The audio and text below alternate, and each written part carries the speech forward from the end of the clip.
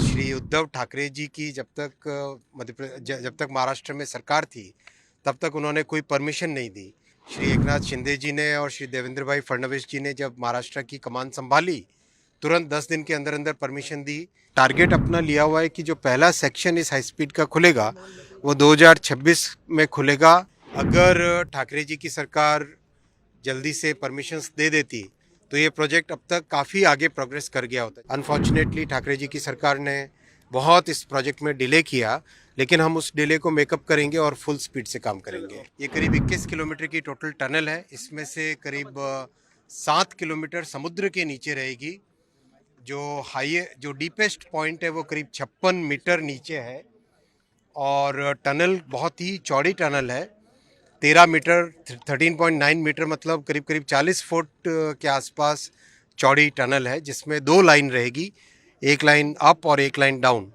2 line पे इसके अंदर हाई स्पीड रेल चलेगी। टनल के अंदर भी 300 किलोमीटर की स्पीड से 320 किलोमीटर की स्पीड से गाड़ी चलेगी। सर कब तक पूरा हो जाएगा सर? ये काम स्टार्ट हुआ है। देखिए, इस काम में श्री उद्धव ठाकरे जी की जब तक महाराष्ट्र में सरकार थी, तब तक उन्होंने कोई परमिशन नहीं दी।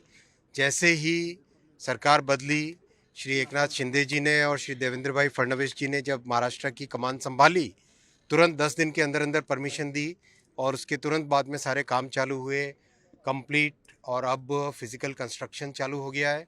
बहुत जल्दी ये भी तेज़ी से आगे बढ़ेगा। इसको स्पीड अप करने के लिए कुछ इनोवेशंस किए गए हैं।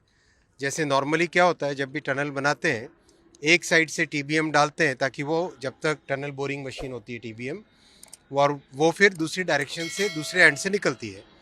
इसमें कोशिश की है कि काम को स्पीड अप करने के लिए 4 जगह से काम एक साथ पैरेलल में स्टार्ट हुआ है। 4 जगह से काम एक साथ पैरेलल में स्टार्ट हुआ है। 2 तो शाफ्ट है, एक एडिट है और एक फाइनल एंड है। तो इस तरह से करके 4 जगह से काम स्टार्ट होने के कारण काम बहुत तेजी से आगे बढ़ेगा। सर क्या इसकी वजह से कॉस्ट एस्केलेशन हुआ है, क्योंकि पिछली सरकार ने नहीं, देखिए, ऐसा है कि देश का ये पहला हाई स्पीड कॉरिडोर प्रोजेक्ट है।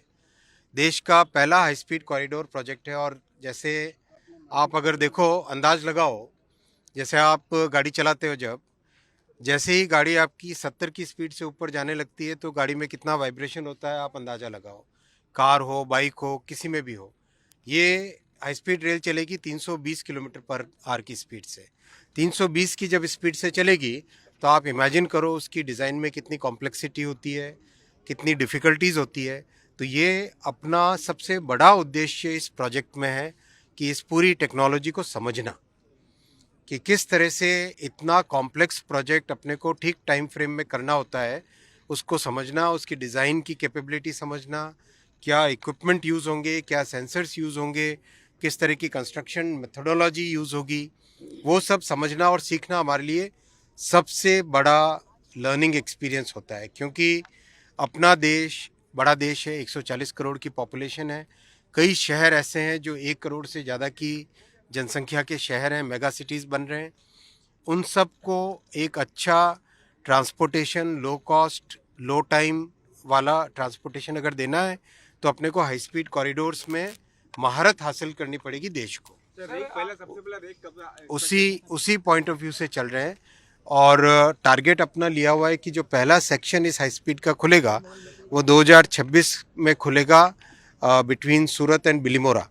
और उसके बाद में एक एक करके सारे सेक्शंस खोलते जाएंगे। दो चीजें हैं, कब तक शुरू होने की संभावना है, और सुरक्षा के लिहाज से क्या कुछ इंतजाम हुए? खासतौर पे हमने देखा बीते दिनों रेल हादसे हुए, खासतौर पे सुरक्षा के महत्व से, मौजूद रहे।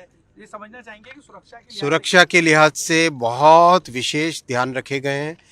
आप जानते हो कि जो शिंकानसेन सिस्टम इसमें लग रहा है हाई स्पीड रेल में, शिंकानसेन सिस्टम वर्ल्ड का सबसे सेफेस्ट सिस्टम है। और इसके जो करीब करीब इसका एक्सपीरियंस 1969 से अब तक का एक्सपीरियंस है, यानी करीब 50 साल का एक्सपीरियंस है इस पूरे सिस्टम का।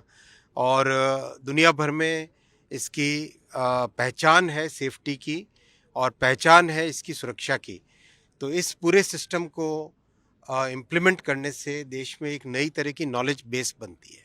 डेडलाइन क्या रखी? मैंने आपको बताया कि पहला कॉरिडोर खुलने का टारगेट है 2026 जुलाई अगस्त में अपना पहला टारगेट है पहला सेक्शन का। उसके बाद में एक के बाद एक देखिए, अगर ठाकरे जी की सरकार जल्दी से परमिशंस दे देती तो ये प्रोजेक्ट अब तक काफ़ी आगे प्रोग्रेस कर गया होता। जैसा आपने गुजरात वाले सेक्शन में देखा है, गुजरात वाला सेक्शन में करीब 284 किलोमीटर्स के ऑलरेडी एलिवेटेड कॉरिडोर जो बन रहा है, पूरा का पूरा वायडक्ट पे बन रहा है, 284 किलोमीटर बन के तैयार हो गया है।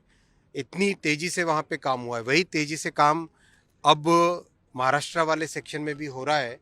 अनफॉर्चुनेटली ठाकरे जी की सरकार ने बहुत इस प्रोजेक्ट में डिले किया, लेकिन हम उस डिले को मेकअप करेंगे और फुल स्पीड से काम करेंगे।